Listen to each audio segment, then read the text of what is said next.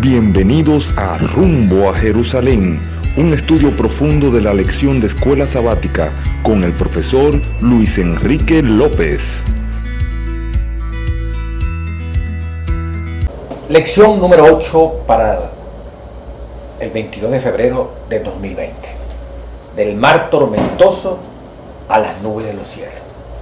El conflicto, el rollo en esta tierra, hermano, terminaremos en el reino de los cielos. Recibirán los santos del Altísimo el reino y para siempre con Cristo. Versículo de memoria, Daniel 7:27. Y que el reino y el dominio y la majestad de los reinos debajo de todo el cielo se ha dado al pueblo de los santos del Altísimo, cuyo reino es reino eterno, y todos los dominios le servirán y le obedecerán. Daniel 7:27. Es el fin ya, todas estas bestias, todas estas cosas tan horribles. Hermano, la parte del domingo va a ser 4 animales. Vamos a describir 4 animales, simbolizan 4 reinos, lo vamos a estudiar. Luego el surgimiento de la cuarta bestia, del cuerno pequeño. Luego el juicio. Después que surgen estas 4 bestias junto al cuerno pequeño, viene un juicio. Jesucristo interviene en ese juicio el día miércoles. Y finalmente Dios entrega el reino a los santos del Altísimo.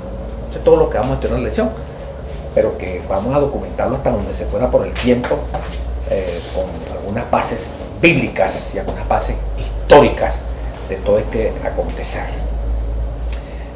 Primeramente quisiéramos compartir aquí brevemente este proceso de la historia, esta concepción teológica de la historia. La historia tiene un fin, tiene un propósito. Los judíos, el pueblo de Dios, el único en el mundo que recibió esa primera revelación de que la historia en ese enfoque es lineal, tiene un propósito, tiene un fin, tiene un objetivo, eso que llama teológico.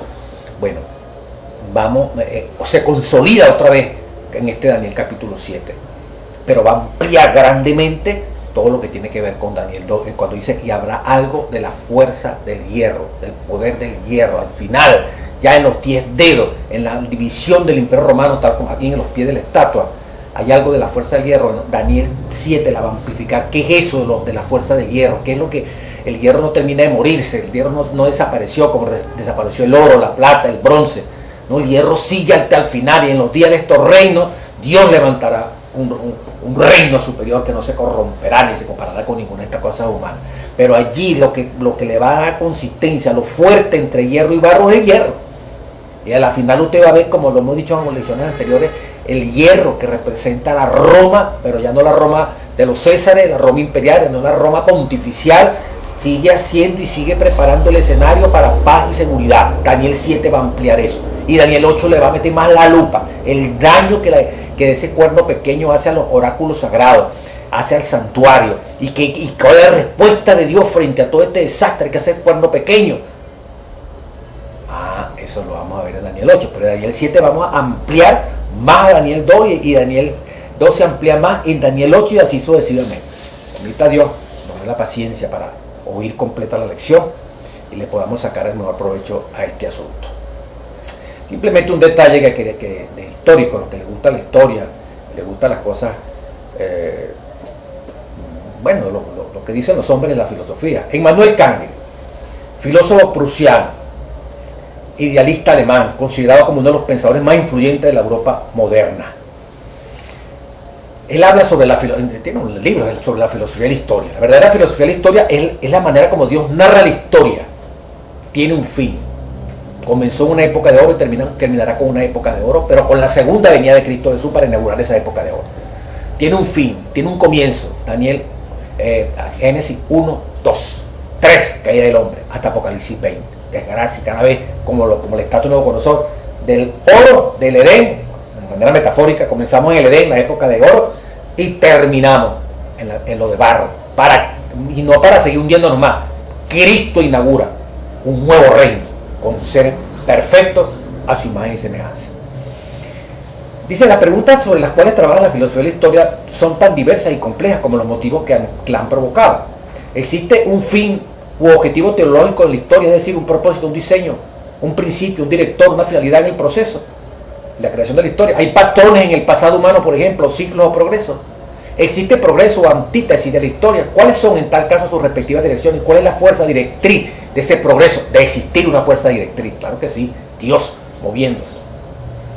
Kant dice, la historia no se puede planificar ni es posible organizarla de ningún modo, pues los hombres ni actúan de un modo plenamente instintivo para decir, bueno, pues instintivamente el hombre va a tirar hacia esto, como los animales, ni de un modo puramente racional. Bueno, él es totalmente racional, no tiene nada instintivo, también es impredecible, que se ajuste a un plan predeterminado. El hombre es impredecible.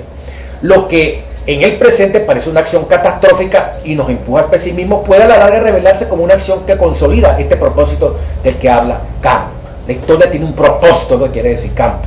La historia se escribe así, con necedad y vanidad infantil, a menudo incluso con la maldad infantil y afán de destrucción.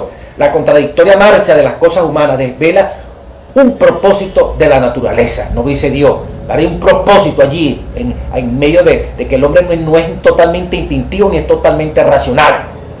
Pero ahí se mueve la historia, se van construyendo imperios y cae y nace otro. El hombre va madurando, pero ¿hasta qué va madurando el hombre? ¿Para ser más perfecto o ser más imperfecto? Bíblicamente, para ser cada vez se convierte más imperfecto. Mientras más sabio, más animal se vuelve. En la época de la Ilustración, antes de la Revolución Francesa, se pensaba que con la ciencia, la tecnología, el hombre se iba a querer, no iban a haber más migraciones, no iban a haber más guerra. Y vino la Revolución Francesa en la época oscura, en 1791, aquella época de terror terrible.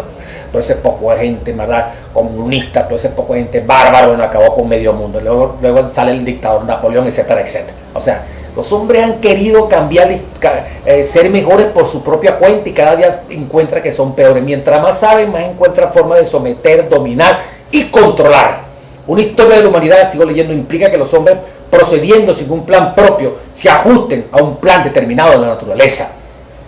O sea, sin querer se ajustan a un plan. Dios lleva esto. De la cabeza de oro viene el pecho de bronce, de plata, perdón, los vientres de bronce, las piernas de los muslos, el vientre de bronce, las piernas de hierro, o sea, hay un orden, una bestia, un león, etcétera, etcétera. Vamos a ver ahorita. Dice, el problema es más difícil, dice, la especie humana se resolverá más tarde. Kant afirma que el hombre es un animal que necesita un señor, pues de lo contrario tiende a abusar de su libertad frente a sus semejantes. Por ello requiere de una ley que ponga límites a su voluntad y un señor que fuerce a obedecer una voluntad válida en general. Mire cómo plantea, el hombre no puede estar sin guía, porque el hombre no es totalmente ni animal, ni es totalmente racional, tal como lo describen estos filósofos. Usted necesita una guía. No lo estoy diciendo yo ni la mentimos, lo dicen estos hombres pensadores que han marcado la civilización occidental. El hombre es impredecible, por lo tanto la historia es impredecible a la luz de los seres humanos, pero hay algo que la va conduciendo, dicen ellos, la naturaleza, dicen ellos. Cuento de naturaleza, es Dios quien conduce todas estas cosas.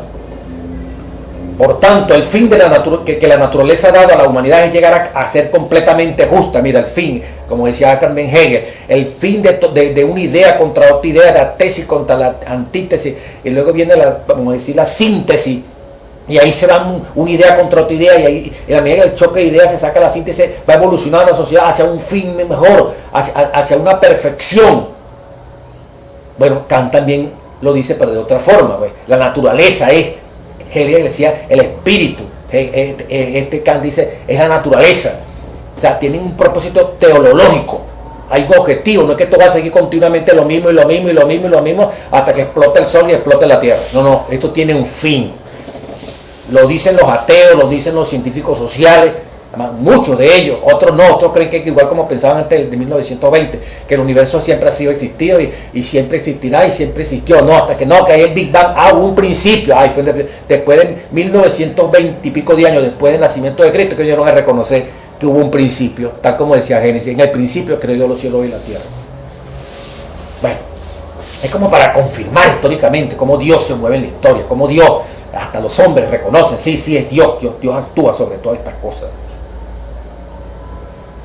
Comencemos entonces con el estudio de Daniel. Daniel 7, brevemente, ¿verdad? De Daniel del capítulo 1, ¿quién es Daniel? Poderoso Daniel, con sus jóvenes, íntegros, propusieron no contaminarse, fieles a Dios, pase lo que les pase. 2 tremendas pruebas pasaron con la comida, 10 días, y al final de los 3 años, los hombres más ilustres y más sabios, interrogados por Nabucodonosor, 20 puntos, excelencia, testimonio para ese hombre. Hasta el capítulo 4, Dios trabajó con este hombre, ahora con Nabucodonosor, a través del profeta Daniel y los jóvenes hebreos, testificando que Dios es el verdadero, que Dios es el que rige el mundo, Dios es el que es el soberano, Dios quita y pone reyes. Y hasta que este hombre no comió paja y lo mandaron como un animal, no reconoció que la autoridad, la soberanía la tiene Dios. Vas a esperar tú, pastor, anciano, hermano, reconocer que Dios es el soberano y que no es el voto por voto el que elige y no es el dictador porque le da la gana de ser dictador. No, es Dios que permite todo esto con un propósito, que tú no lo entiendes, yo no lo entiendo, pero se mueve ese propósito. Y ese propósito es, este mundo va madurando para la segunda venida de Cristo Jesús, que tiene que intervenir porque el hombre en su afán de desligarse de Dios se hegemonizó, se consideró Dios mismo en esta tierra. Y qué bueno puede salir de algo podrido como son los seres humanos. Si no son reyes, esto no es un humanismo que nacimos buenos y el ambiente nos hizo bueno, no, nacemos ya con una naturaleza egoísta, competitiva, rebelde. Entonces Dios tiene que obrar, tiene que transformar, porque en el Edén, mire, el querer y el hacer que Dios había puesto para obedecer fue reemplazado por Satanás, y él puso su querer y el hacer cuando Adán y Eva desobedecieron. Dice el mensaje para los jóvenes. En el camino a Cristo dice, el amor que Dios ha puesto en Adán y Eva, en el momento que Adán y Eva pecó, el egoísmo, que es la matriz, que es la raíz, como el 10º mandamiento de todos los pecados, se metió en el corazón del hombre. Y si no está Dios en el corazón del hombre, como dice Santiago, ¿de dónde vienen las guerras, los conflictos, de las pasiones, del yo interno de una persona o de una nación como grupo, como Estado, que se rebela contra los principios divinos? No hay vida, no hay felicidad, no hay armonía fuera de Dios. Lo que hay es controversia, lo que hay es conflicto, lo que hay es desengaño, traición. ¿Cuándo? ¿Qué tendrá que hacer Dios para que tú abras los ojos, para que yo abra los ojos y vea que Él reina y que Él no solamente reina sobre el universo y sobre los gobiernos, sino que quiere reinar en tu vida y en mi vida? Y me dice, hijo mío, dame tu corazón, dámelo, déjame, como decía Manuel Kant, el hombre necesita un dirigente, necesita alguien que lo dirija, como decía Jeremías 10:23, he comprendido que el hombre no es amo de su camino, es Dios quien ordena sus pasos. Amén. Así tiene que ser, tú y yo. Así lo comprueba el mundo, así lo dice la palabra de nuestro Dios. Miraba yo en mi visión en la noche y aquí, dice la revelación bendita, que los 4 vientos del cielo combatían en la gran mar. ¿Qué serán esos vientos? ¿Qué será esa mar? Y 4 bestias, ¿qué serán esas bestias? Grandes, diferentes la una de la otra, subían del mar. Daniel 7:2-3. Sigue diciendo la revelación. ¿Qué son los vientos? Los vientos de Daniel que combatían en la gran mar haciendo surgir 4 bestias o imperios, representaban aquellos movimientos diplomáticos, bélicos, políticos o de otra índole que habrían de determinar la historia de este periodo. Los 4 vientos provenientes de los 4 puntos cardinales representaban sin duda la actividad política en diversas partes del mundo. Combate, conquista, guerras, peleas entre las naciones. En medio de esa conflictividad surgen esos imperios.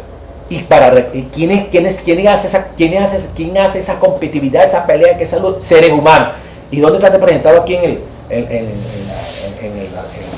la profecía? El gran mar. El mar, aquí un símbolo de las naciones del mundo. El gran mar de la humanidad en todo siglo. Apocalipsis 17:15, Isaías 17:12, Jeremías 46:7. 4 bestias.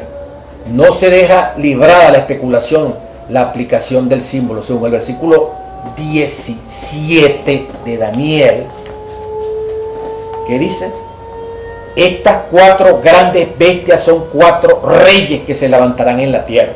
Alguien diría, pero son reyes. Bueno, entonces vamos a leer el 7:23. Digo así: la 4ª bestia será un 4º reino. Le han precedido 3 reinos. Entonces estas 4 animales horribles, no tienen nada que ver con animales comunes, son símbolos de ferocidad, de feo. Son los reinos del mundo, son horribles, son feos. Es guerra, es matazón. Es tremendo, ¿verdad? Como los seres humanos se han pervertido. En Palabra de Vida del Gran Maestro, capítulo 5, Pequeños Comienzos, Grandes Resultados, dice: el Espíritu Santo representa a los reinos del mundo bajo el símbolo de bestias, fieras de rapiña, pero Cristo es el Cordero de Dios que quita el pecado del mundo. En su plan de gobierno no hay empleo de fuerza bruta para forzar la conciencia. Los judíos esperaban que el reino de Dios se estableciera en la misma forma que los reinos del mundo, para promover la justicia ellos recurrieron a las medidas externas, trazaron métodos y planes, pero Cristo implanta un principio inculcando la verdad y la justicia que contrarresta el error y el pecado. Por eso Jesús, en aquella parábola, ¿a qué haremos semejante el reino de Dios? ¿O con qué parábola lo compararemos? Entre los gobiernos terrenales no había nada que pudiera servir para establecer una semejanza. Ninguna sociedad civil podía proporcionarle un símbolo. Como dice aquí también, sus principios del reino de Cristo de desarrollo son opuestos a los que rigen los reinos de este mundo. Los gobernantes terrenales prevalecen por la fuerza física, mantienen su dominio por la guerra, pero el fundador del nuevo reino es el príncipe de paz. Palabra de vida, el gran maestro, capítulo 5. Por eso esas bestias horribles aquí, así son los reinos, así son los gobiernos del mundo. Prevalecen es por la fuerza, por la opresión. El que hace la ley hace la trampa, como dicen muchas veces. Es horrible, y por eso la representación. Y el mal, como lo representa gente. Entonces, dentro de ese bullicio surgieron esos reinos, tal cual como lo dice la profecía. Miren cómo la Biblia se explica por sí misma. El primer reino, la primera era como un león, y tenía alas de águila. Yo estaba mirando hasta que le fueron quitadas, arrancadas, le fue levantada del suelo, y se puso enhiesta sobre los pies de manera de hombre, y le fue dado corazón de hombre. Usted lee la manera como Nabucodonosor fue convertido como una bestia que tenía como corazón de hombre, que comía paja, que comía heno, que comía, o sea, la misma descripción es parecida a esta que aparece aquí en este primer capítulo, en esta primera descripción de Daniel capítulo 7, el león. Pero es que también dice un símbolo muy adecuado para representar a Babilonia, el león alado, se halla en las obras del arte babilónico. Otros profetas se refieren al rey Nabucodonosor por medio de figuras semejantes. Jeremías 50, por ejemplo. Jeremías capítulo 50. Jeremías capítulo 50. Versículo 17. Rebaño descarriado es Israel. Leones lo dispersaron. El rey de Asiria lo devoró primero. Nabucodonosor, rey de Babilonia, lo deshuesó después. ¿Qué compararon a Nabucodonosor, a Babilonia? A un león, tal cual como aparece en Daniel 7, la representación de un león. En el libro de Habacuc, no me equivoco, estando aquí rapidito, ¿verdad? También encontramos una representación. Mirad entre las naciones, versículo 5, 1:5, y asombrados porque haré una obra en vuestros días, porque aquí yo levanto a los caldeos, son los babilónicos, la tierra para poseer las moradas ajenas. Formidable es y terrible, de ella misma procede su justicia. Sus caballos serán más ligeros que leopardo y más feroces que lobos nocturnos, y sus jinetes se multiplicarán, vendrán de lejos sus jinetes y volarán como águilas que se apresuran a devorar. El león tiene águila, el león tiene alas de águila, símbolo de Babilonia. O sea, bien rematado esto, porque de ahí de Babilonia ya usted sabe, según la secuencia de Daniel 2, cómo Dios va moviendo la historia. Después de Babilonia viene Medo-Persia, viene Greco-Macedónico y viene Roma, que es lo que vamos a ver ahorita en Daniel 7. El león, el arte babilónico, es famosísimo. Ok, y vi luego una segunda bestia, la segunda bestia, que es la parte del día, según ateniéndonos al folleto, ¿verdad? Los 4 animales, el día domingo. Y luego la segunda bestia semejante a un oso, la cual se alzaba de un costado más que el otro, o sea, Imperio Medo y de Persia en movimiento. En su boca, en los dientes, tenía 3 costillas. Para muchos comentadores le han considerado como símbolo de los 3 principales poderes que fueron reconquistados por el Imperio Medo-Persa, que son esas 3 costillas: Lidia, Babilonia y Egipto. Después de este miré y otro semejante a un leopardo con 4 alas de ave en su cabeza. Esta bestia tenía 4 cabezas y le fue dado dominio. Entonces va a ampliar en Daniel 8. Ese es el imperio greco-macedónico, que corresponde con el vientre del estatua de Nabucodonosor. Tenía alas. El imperio de Alejandro Magno fue rápido hasta la India. Ese hombre llegó, bueno, conquistó el mundo conocido. Pues no había quien detuviese la conquista de ese hombre. Con menos de 30 años ya tenía el mundo en sus manos. pero esas 4 alas, esa velocidad, 4 generales en los 4 puntos cardinales se apoderaron después de la muerte de Alejandro Magno, se apoderaron del imperio, pues, que si Ptolomeo, Seleuco, Casandro, Lisímaco se apoderaron de lo que quedó del imperio romano en el 331, cuando eso fue vuelto, ahí agarran el imperio greco-macedónico, ¿verdad? Se tumba al imperio persa y arrancan el imperio greco-macedónico. Y allí entonces comienza Alejandro Magno, y después de esa muerte de Alejandro Magno, el imperio se dividió en 4 pedazos, que son esas 4 salas. Pero lo tremendo de esto, ¿verdad?, es lo que viene en el versículo 7 en adelante. Yo lo voy a leer directamente aquí. Después de esto miré yo en las visiones de la noche, y aquí a la cuarta bestia. Ahí está la que hay que ponerle el centro. La cuarta bestia. Un cuarto reino. Y quiero decirle el énfasis, porque tenemos que poner la mirada en estas cosas. Cuando uno predica, y para que la gente le dé importancia a esto, el versículo 17 dice: estas 4 grandes bestias son 4 reyes que se levantarán en la tierra. La primera, el león, Babilonia; la segunda, el oso, Medo-Persia; la tercera, el leopardo, el imperio greco-macedónico; y la cuarta bestia horrible y espantosa, la Roma, en su primera etapa, la Roma imperial, Julio César, todos esos Césares. Pero la Biblia dice aquí, en el versículo 18 de Daniel 7, después de estas 4 bestias, ¿verdad?, recibirán el reino de los santos del Altísimo y poseerán el reino hasta el siglo, eternamente y para siempre.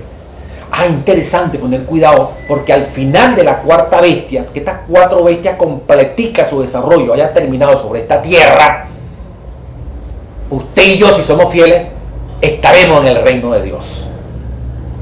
Entonces es bueno ver el desarrollo, en qué bestia estamos, en qué parte de la última bestia estamos, si es que estamos en la última bestia, para alguien que no sepa esto, y darnos cuenta qué hora es profética, cuánto nos falta para que se acabe, se extinga la cuarta bestia en toda su plenitud, con sus cuernos, el cuerno pequeño, y Cristo venga por segunda vez a esta tierra.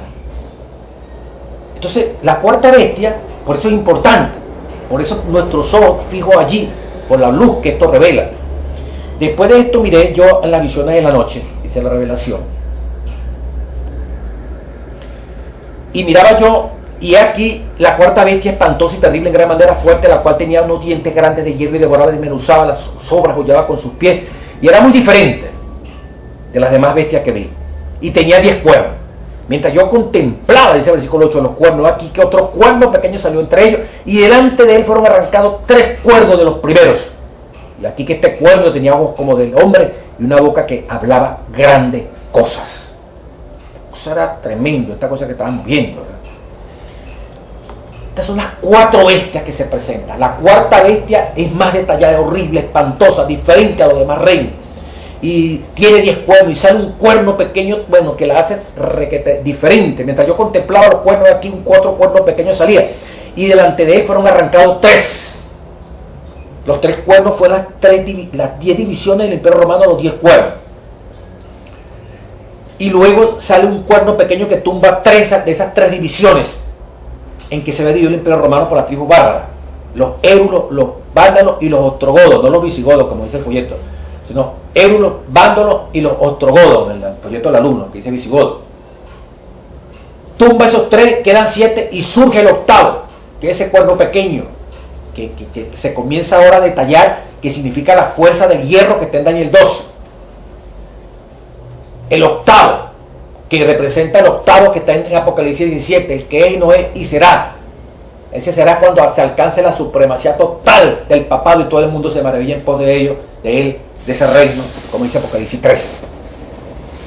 Después que se describe esto, el día domingo, el día lunes, entonces dice, siguiendo como dice la lección, surge también este cuerno pequeño.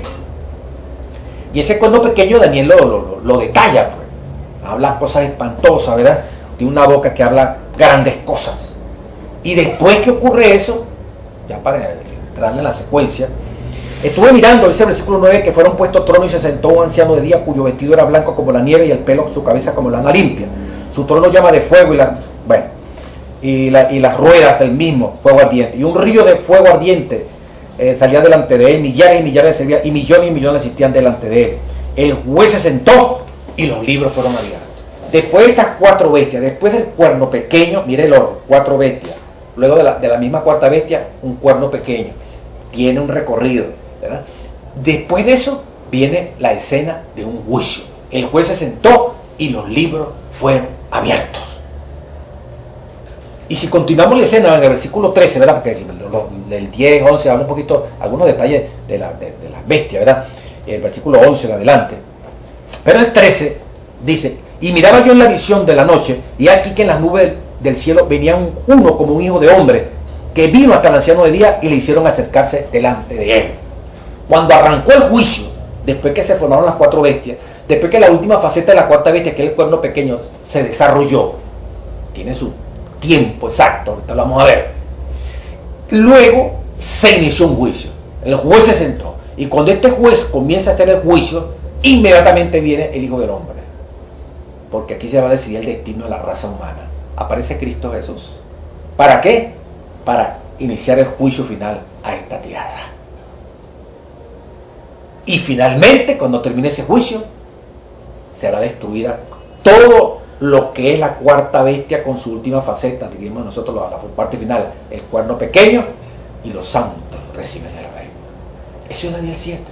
Entonces tenemos que saber el último ataque del cuerno pequeño, cómo surge, quién es el cuerno pequeño, qué es lo más relevante de esto. Porque ya el león pasó, ya el oso pasó, ya el leopardo pasó, ya la cuarta bestia horrible y espantosa en su fase política, en su fase militar de los Césares, ya pasó. El Imperio Romano del 476, después del nacimiento de Cristo, ¿verdad? Odoacro de los Hérules venció. Y tanto Odoacro como de los Hérules, como los vándalos, los ostrogodos, eran ¿por qué el cuerno pequeño los sacó de juego, los apartó? Porque se oponían a Roma, eran arrianos, estaban contra el Papa. Entonces, para que nadie se opusiera al Papa, hubo que tumbar esos 3, hasta el último, que en 538 puede ser un sacado prácticamente casi de Roma.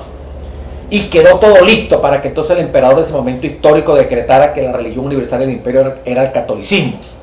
Y de allí termina la Edad Media,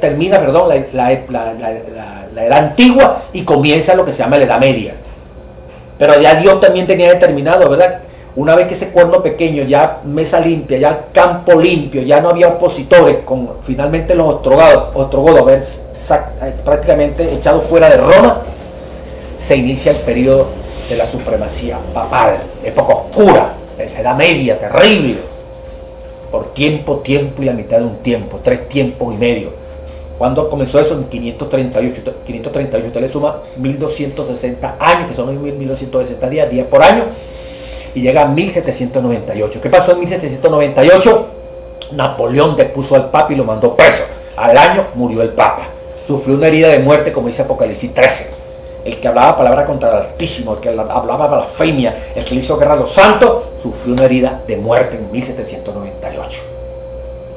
Ya se le predijo hasta un periodo, que ahorita lo vamos a leer, de tiempos y la mitad de un tiempo. 3 tiempos y medio. ¿Por qué tiempo singular? Tiempos, 2 y 1, 3. Y medio tiempo, 3 tiempos y medios. Dios tenía cronometrado el tiempo, el espacio de duración de ese cuerno pequeño en esa primera etapa. Porque luego la herida iba a ser sanada, pero ya eso no se le reveló a Daniel. Pero para entender lo que dice Apocalipsis, que es donde dice que la herida fue sanada y que retoma a Daniel capítulo 7, tenemos que primero entender a Daniel. Entonces este cuerno lo peleó contra los santos. Ningún reino, por eso dice, se parecía a ese. Este era especial, este era único. Meterse con el pueblo de Dios y querer usurpar, igual como Satanás quiso reemplazar a Dios, quitar a Dios del escenario, montarse en el trono de Dios y gobernar allá en el universo. Bueno, aquí también se repite lo mismo. Satanás también quiere, a través de un instrumento, ¿verdad?, como ese cuerno pequeño, ocupar, ser el vicario de Dios, el que ocupe el lugar de Dios en la tierra. Yo soy el Dios aquí y yo te voy a desplazar del santuario. Yo soy el que intercedo. Aquí el Cristo viviente soy yo. O sea, una rebelión igualita como allá en el cielo, también aquí en la tierra. Este cuerno pequeño se opuso a todo lo que es Dios, se hace pasar como Dios, como lo dice 2 Tesalonicenses, pues. Se siente en el trono como si fuera Dios. Eso no fue lo que quiso hacer Satanás, pues. ¿Ah? ¿Sí o no? Usted sabe, no estoy inventando nada. Nadie os engañe, 2 Tesalonicenses 2:3. En ninguna manera, dice el apóstol Pablo, porque no vendrá sin que antes venga la segunda venida de Cristo, la apostasía. ¿Cuál es la apostasía?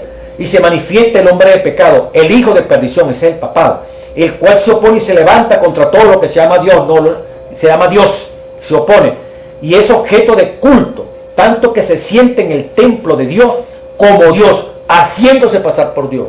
Lo mismo que el demonio quiso hacer allá en el universo, allá cuando se rebeló en Apocalipsis 12 contra Dios. Quería ser como Dios.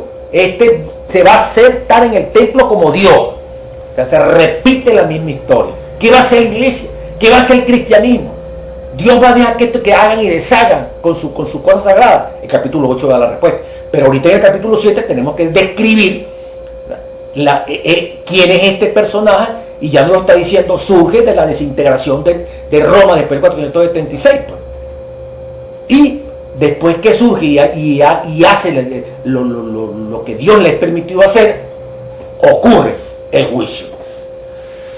Sigamos leyendo lo que dice una parte aquí de la revelación.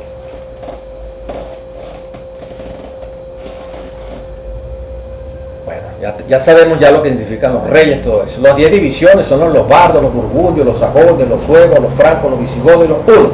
Y 3 que fueron arrancados, los peros, los lombardos y los ostrogodos, quedaron extinguidos. Los lombardos dieron origen a Italia, los burgundios a Suiza, los sajones a Inglaterra, los suevos a Portugal, los francos a Francia, los visigodos a España y los hunos a Hungría. Y el octavo, que es la Roma, el lago de la fuerza de guerra. Bueno, hermano mío. Dice, ya les identificamos también todo lo que significa el cuerno pequeño, ¿verdad? Leo del diccionario enciclopédico Salvat la palabra, las letras Rotin, uno busca en el diccionario enciclopédico la grandiosidad de la Roma cristiana en los orígenes del cuerno pequeño. Pero mire desde el punto de vista secular cómo lo explica. La grandiosidad de la Roma cristiana, católica romana, que recogió la herencia del imperio al hundirse y al desaparecer el paganismo. Roma recogió la herencia del imperio romano, recogió esa herencia. Después del 476, Roma se fue haciendo más poderosa, y con León I en el 452, que detuvo que Atila quemara a Roma, que detuvo que Genserico en el 455 quemara a Roma. Ni siquiera el emperador impidió que ni Atila ni Genserico quemaran a Roma, sino fue el Papa León I, de ahí que se consideró el Papa por excelencia, el que propuso el dominio de Roma universal, uno de los precursores grandemente, los pioneros en este asunto. Ya Roma venía con las agallas abiertas. Antes de caer el imperio romano, ya Roma se prefiguraba como la que iba a dominar el mundo.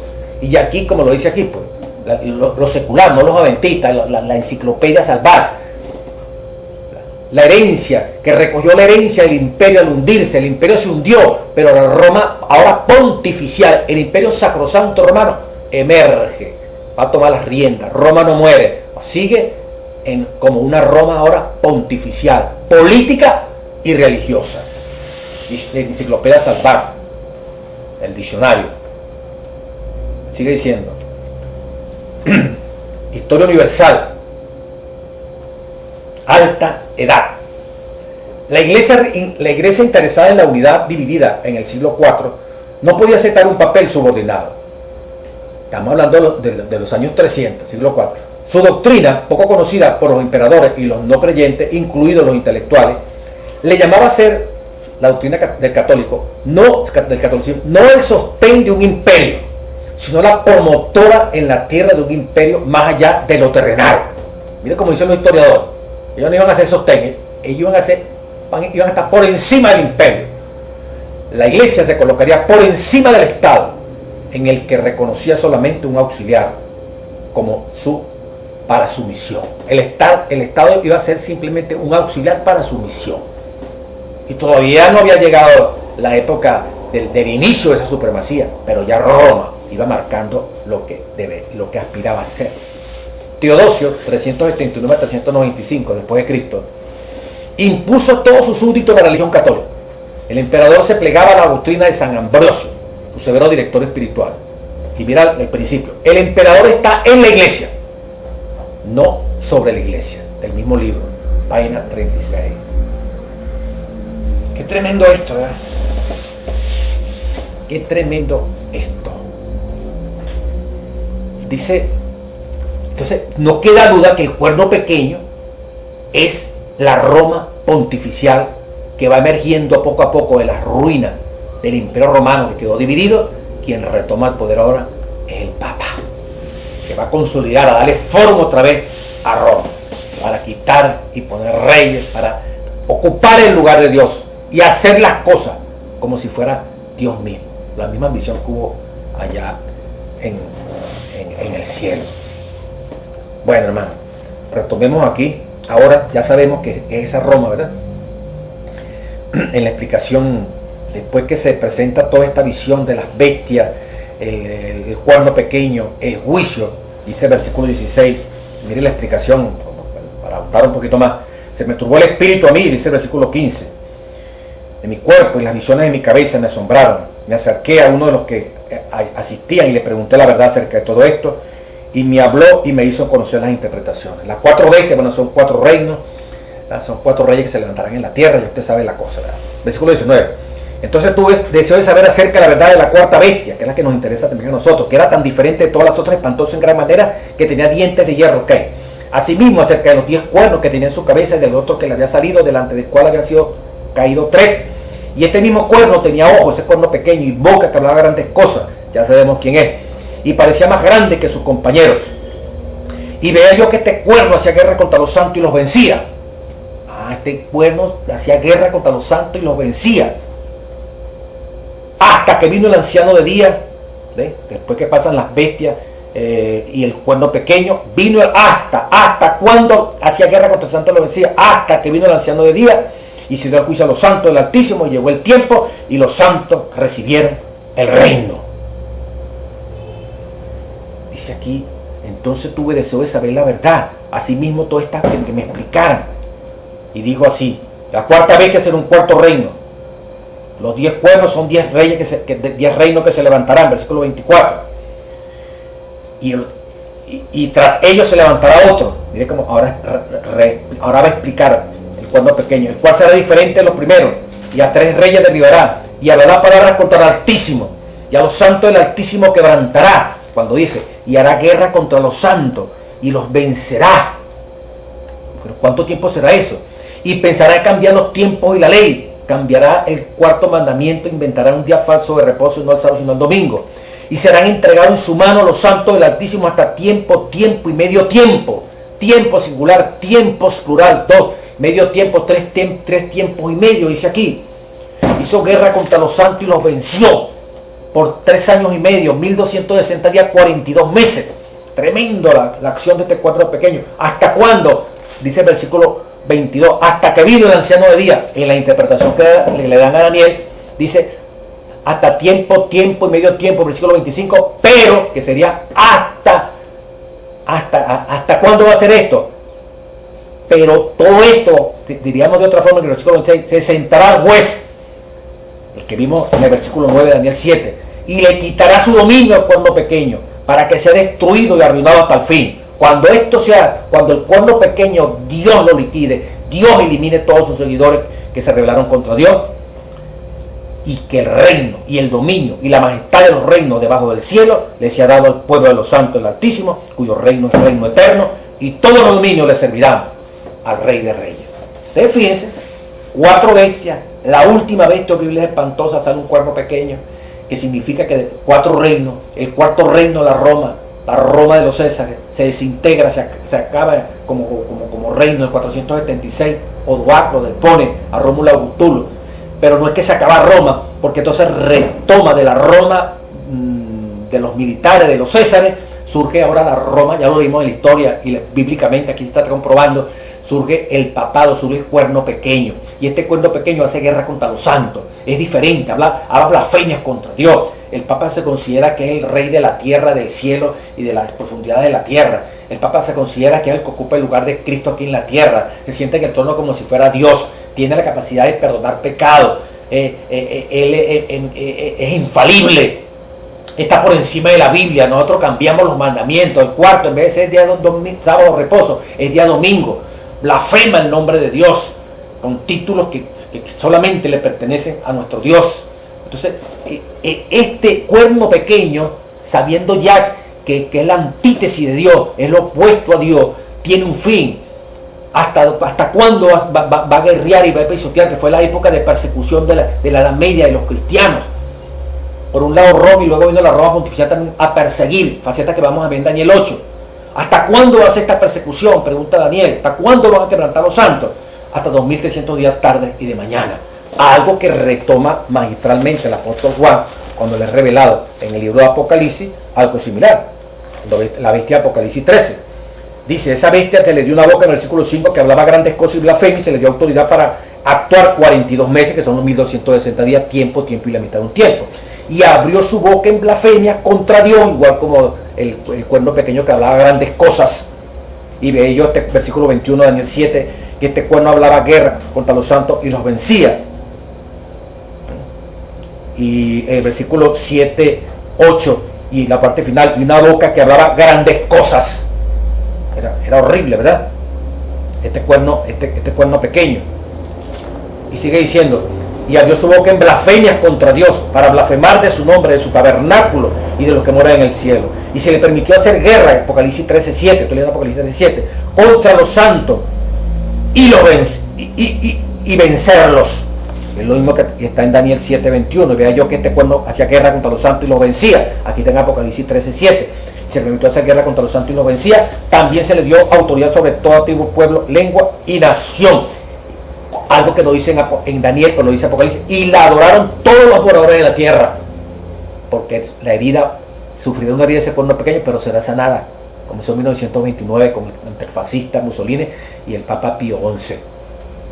Pero aquí en Daniel 7 está mostrando, ¿verdad?, cómo irrumpe contra el pueblo de Dios este cuerno pequeño. Cosa que no había pasado tan drásticamente. Blasfemar contra Dios, meterse contra Jehová directamente, tomar los atributos de Jehová. Eso no lo hizo Nabucodonosor, yo soy Jehová, o lo hizo Alejandro Magno, yo soy Jehová, o lo hizo Ciro, nada. Pero este sí, porque este es el de la faceta final que nos toca vivir a nosotros hoy en día.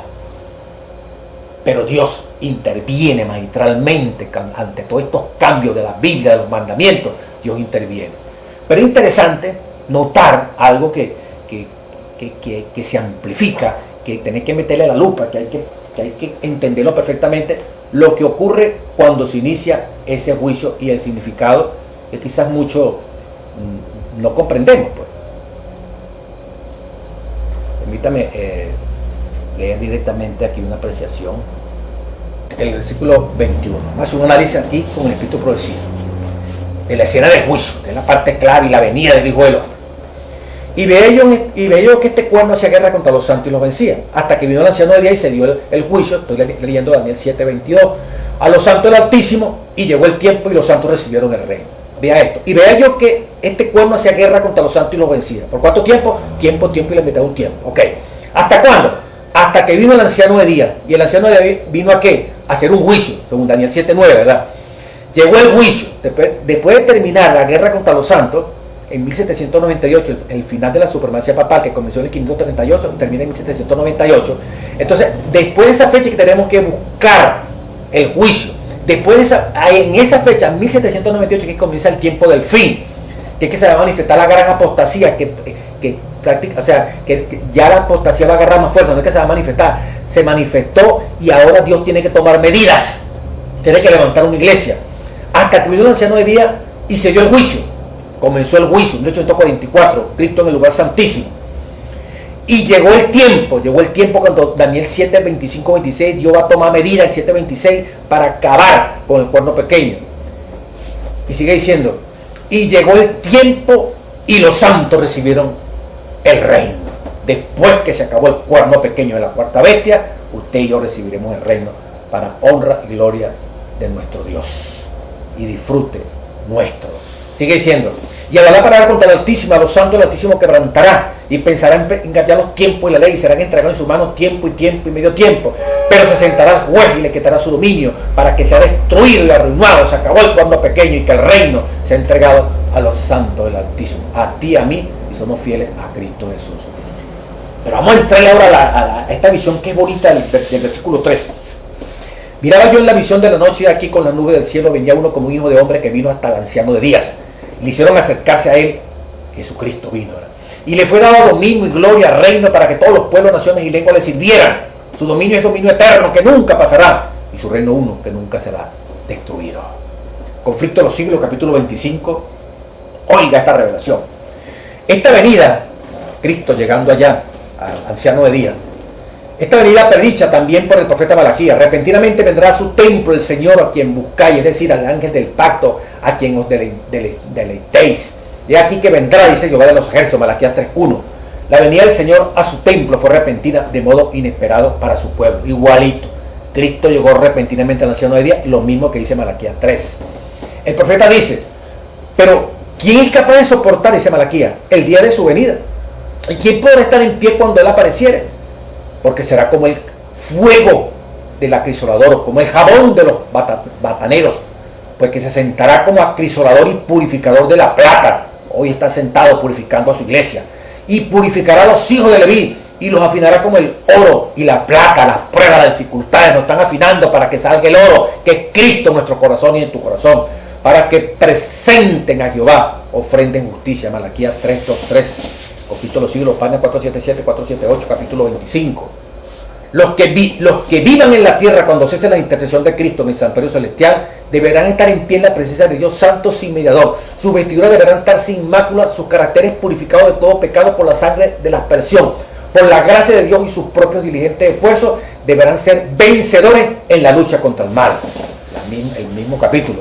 Mientras se prosigue el juicio investigador que arrancó después de 1798, ¿verdad? ¿Hasta cuándo va a hacer guerra contra los santos? Hasta 1798. Y después que viene el juicio. ¿Cuándo fue ese juicio?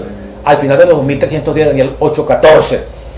Arrancó entonces la purificación de la iglesia, el juicio investigador. Mientras se prosigue el juicio investigador en el cielo, mientras que los pecados de los creyentes arrepentidos son quitados del santuario, debe llevarse a cabo una obra especial de purificación, de liberación del pecado entre el pueblo de Dios en la tierra.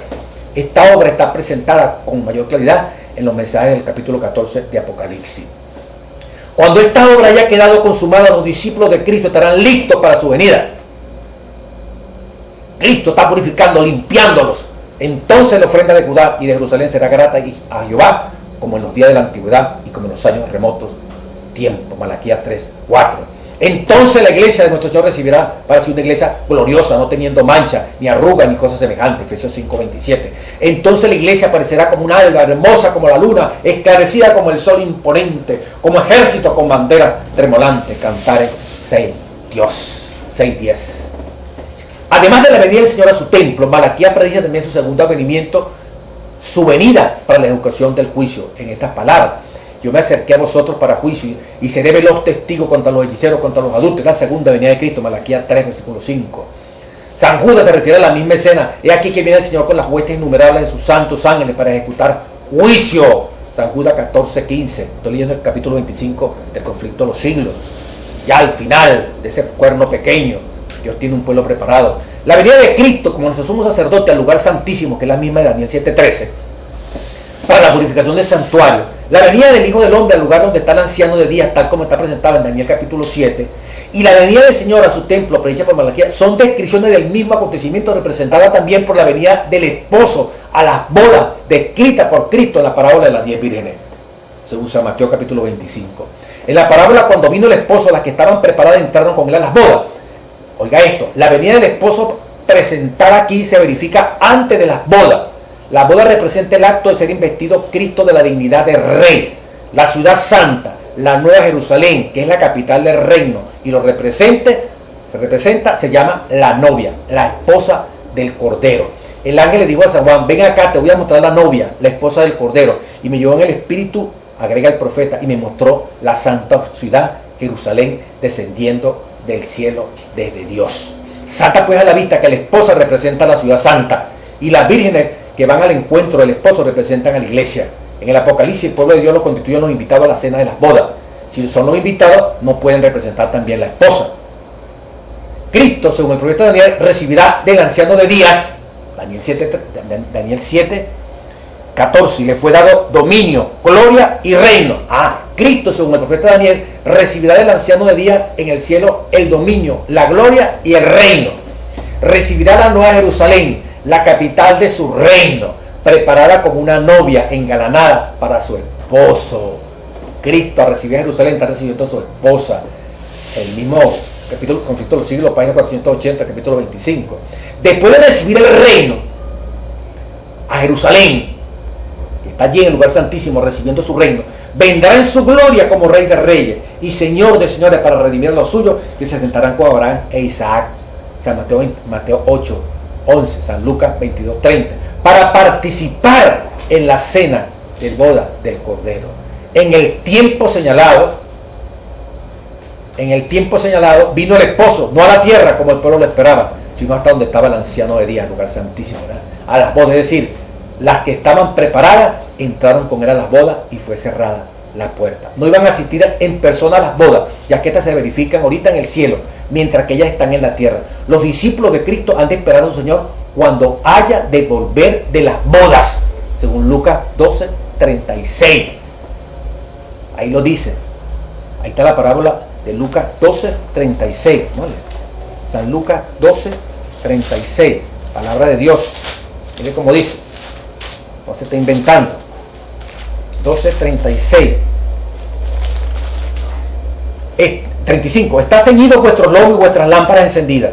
Y vosotros es semejante a hombres que aguardan a que su Señor regrese de las bodas, para cuando llegue y llame, le abran enseguida. Nosotros se nos representa como esperando a Cristo que regrese de la boda. Las bodas se están realizando en este momento y terminarán cuando se cierre la gracia. Ese reino que representa a Jerusalén, la esposa de Cristo, también como reino, también en Lucas 19 también hay una parábola similar. Mire cómo dice. Oyendo Jesús estas cosas, versículo 11, Lucas 19, dijo una parábola. Ellos pensaban que el reino de Dios se manifestaría inmediatamente.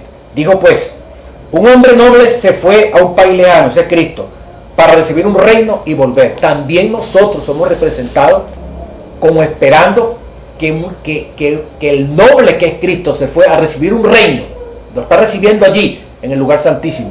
Y vendrá, dice la parábola de Lucas 19. Se nos representa como esperando recibir un reino, y también se nos representa como el que fue a unas bodas y tenemos que esperar que venga el que regresa de las bodas, que es Apocalipsis 19, cuando Jesús viene a buscar a sus hijos para que participemos de las bodas del Cordero. Apocalipsis 19, que viene la Nueva Jerusalén como vestido de boda, que son las acciones justas de los santos. Mire tan bonito como se combina todo para honra y gloria de nuestro Dios.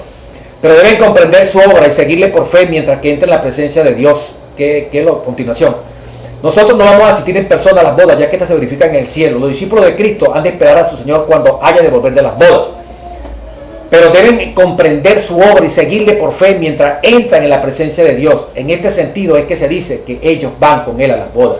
Todos los que por el testimonio de las Escrituras aceptan las mismas verdades siguiendo por fe a Cristo, mientras se presentan ante Dios para efectuar la última obra de mediación, para recibir su reino a conclusión de esta, todos estos están representados como si entraran a las bodas. Nosotros estamos entrando a las bodas por fe. En la parábola del capítulo 22 se emplea la misma figura de las bodas y se ve a las claras que el juicio investigador se realiza antes de las bodas. Dios revisa a su pueblo antes de las bodas para saber quién está apto, quién tiene el vestido de boda, según la parábola del capítulo 22. Antes de verificarse estas bodas, entra el rey para ver a los huestes y cerciorarse de que todos llevan las vestiduras de boda, el manto inmaculado del carácter lavado y emblanquecido en la sangre del Cordero. Estoy leyendo el capítulo 25 del conflicto de los siglos. Un carácter puro, sí se puede ser perfecto y vamos a alcanzar la perfección. Si estamos vivos para ver a Cristo Jesús. Si estamos muertos, tenemos que haber muertos sin pecado. Al que se le encuentre sin traje conveniente se le expulsa, pero todos los que al ser examinados resultan tener las vestiduras de boda son aceptados por Dios y juzgados dignos de participar en su reino y sentarse en su trono. Esta tarea de examinar los caracteres y determinar los que están preparados para el reino de Dios es el juicio investigador, la obra final que se lleva a cabo en el santuario celestial. Cuando haya terminado este examen, cuando se haya fallado respecto a los que en todo siglo han profesado ser discípulos de Cristo, entonces y no antes habrá terminado el tiempo de gracia y será cerrada la puerta de la misericordia. Así que las palabras las que estaban preparadas entraron con él a las bodas y fue cerrada la puerta, nos conducen al ministerio final del Salvador hasta el momento en que quedará terminada la gran obra de expiación. Primero de Cristo dice, página 280, Cristo, habiendo hecho expiación por su pueblo, habiendo borrado sus pecados, había recibido su reino, había recibido a su esposa, estaba completo el número de los súbditos del reino y consumado el matrimonio del Cordero. Cuando se cierre la gracia, se consuman las bodas del Cordero y hay un pueblo preparado ya, listo para asistir a las bodas del Cordero. El reino y el poderío fueron dados a Jesús y a los herederos de la salvación, y Jesús iba a reinar como Rey de Reyes y Señor de señores. Primero es escrito, página 280. Alabado sea el nombre de nuestro Dios. Cristo viene pronto. Que aprovechemos esta gracia que hoy tenemos para tener las vestiduras del Rey de Reyes. Aprovechemos esta experiencia de Daniel 7, que el Hijo del Hombre se acercó al juez, se acercó a Dios que estaba allí, pues es la última fase ya definitoria para decidir quiénes van al cielo y quiénes se van a perder. Aprovechemos nosotros esta gracia que todavía tenemos y esa intercesión de ese Jesucristo que fue como Malaquías, apareció rápido para seleccionar, para pesar en balanza a todos aquellos que profesamos en nombre de nuestro Dios. Esta obra está por terminar, ya pronto se cerrará la gracia, ya saldrá Cristo, el Padre dejará de interceder. Apocalipsis 15 dice, santuario se llenará de humo. Cristo ya deja de interceder, el Padre ya está listo. Apocalipsis 16 viene la plaga, pero si usted y yo hemos sido fieles, hermano mío, usted y yo, después de estas 4 bestias, después del cuerno pequeño y se ha destruido, usted y yo recibiremos el reino y con Cristo por la eternidad, rumbo a Jerusalén. No se pele, no deje de estudiar la próxima lección, que vamos a ver qué va a hacer Dios con este desastre que se va a especificar más en el capítulo 8. Dios tiene que levantar una iglesia. ¿Cómo le va a levantar? ¿Por qué? ¿Cómo se llama esa iglesia? No se la pierda. La próxima lección nos va a revelar todas estas cosas. Dios le bendiga y rumbo a Jerusalén.